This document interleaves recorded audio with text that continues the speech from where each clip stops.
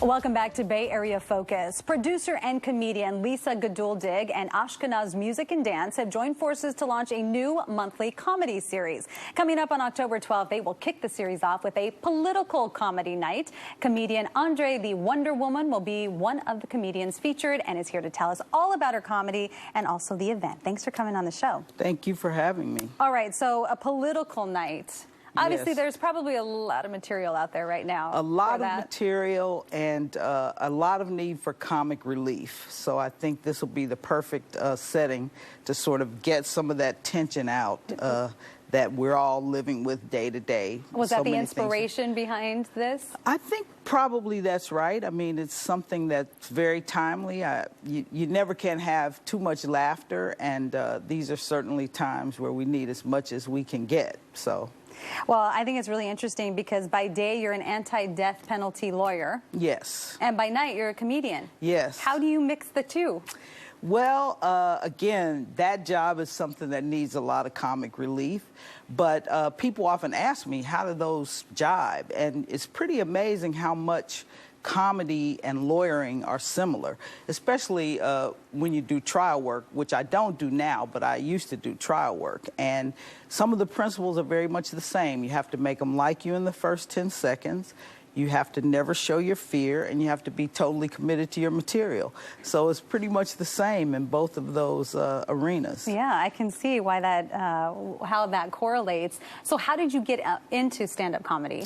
Well, actually, it was quite by accident. The person who gave me my start, believe it or not, was Steve Harvey, who I met many years ago when he lived in Dallas, and he was the first person to put me on stage. And gave me a lot of encouragement, and I figured if somebody of his stature encouraged me, I should pursue it. And so when I came, actually I did that in Dallas, and then when I came back to the Bay Area, I started building my career and doing open mics, and eventually getting to the point where I could get a show like this. So that's how it all started. That's pretty amazing. So how would you describe your comedy? I would say it is satirical, smart-alecky, funny, mostly observing human behavior, which is always good grist for the mill. Yeah. The material writes itself, actually. So. Yeah, that seems like that would be easy to come up with. Yeah. I think it's been harder in this particular era because you want to say things that are not mean-spirited, but at the same time give people insight into things they ought to be paying attention to, and try to keep it lighthearted at the same time. So that can be quite a challenge. And is it good for you, good for your soul to be able to do that, especially because of all the work you do during the day? I think that is true, but I think it's true for all of us generally. Like, you just need that relief from the pressures of modern life, and, you know, to poke fun at some of the things we sort of tend to make ourselves take ourselves too seriously about. So it's all good, and I think it's very good psychologically, physiologically. Laughter is definitely the healing art, for sure. That's for sure. You received the Stand Up for Justice Award for your work against the death penalty. Tell me about that. Well, I've been involved for quite a number of years with a group here in the Bay Area called Death Penalty Focus, and we do a lot of public education around the death penalty, a lot of work with victims' families and that sort of thing. And so this award was really the result of my long involvement with that organization and trying to raise awareness about the need to end the death penalty in this country. And when people come to your show, what can they expect from this night? I mean, I'm sure we're going to hear a lot about, it's a political comedy night, so we're going to hear a lot about the president. Yes, and we'll probably hear a little about Obama and Hillary, since he likes to blame them for everything.